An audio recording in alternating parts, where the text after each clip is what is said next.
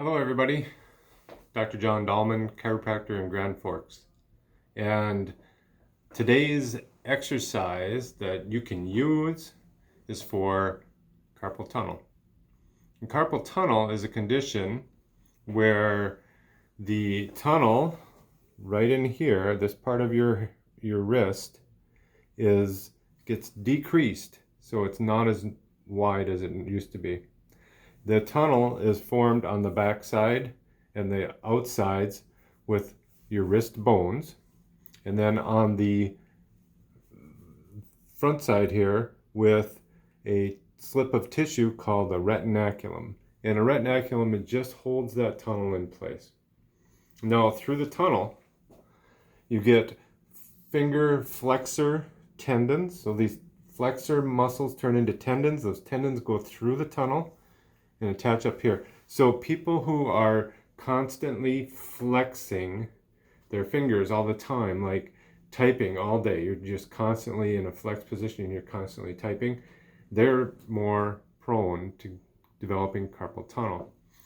People who do work with a lot of tools, hand tools, power tools, anything, even just mousing. If you think about it, you're sitting there with your hand on the mouse, working that thing all day long, and you're constantly in a flex position. And so your body will get an imbalance because you're not working the extensor side of your fingers and wrists and forearm. And what we want to do is we want to create more balance. And we do that by using a rubber band and doing this exercise. So we take a rubber band and we start pumping out like 20, 30 of these at a time, multiple times throughout the day. We're extending our fingers. We're creating more balance in the forearm extensors and the forearm flexors so that it's not pulling so hard and the tendons don't have to be overworked as much. And we do that, we adjust the wrist bones to make sure that they're moving as properly as they can. And we also check the elbow joint and the muscles of the elbow joint. We also check the neck, the shoulder right up here, and the neck. So the primary components of the median nerve come out of your brachial plexus part right up here in your neck. Go down, they go underneath your collarbone. They go underneath your rib, underneath some muscles. All the way down, go underneath your forearm muscle here, your pronator muscle. So you can have numbness and tingle and carpal tunnel symptoms, and it might not even just be the carpal tunnel. You might have thickness here, you might have some tightness in the forearm muscle, you might have some tightness in the chest.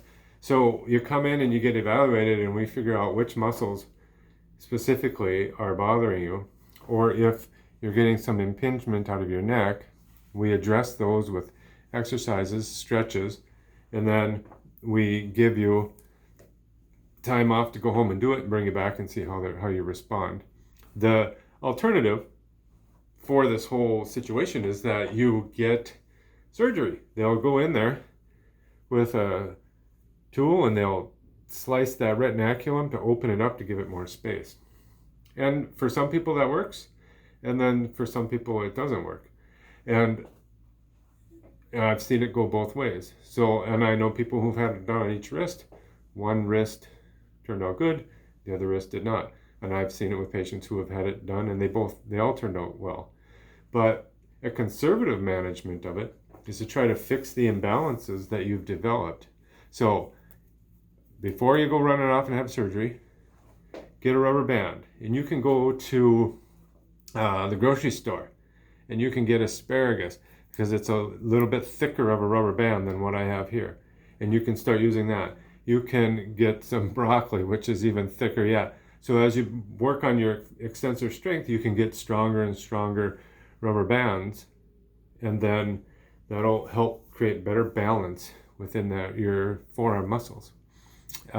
This is Dr. John Dahlman, and if you have any comments or questions, just leave them in the comment section down below. Thanks.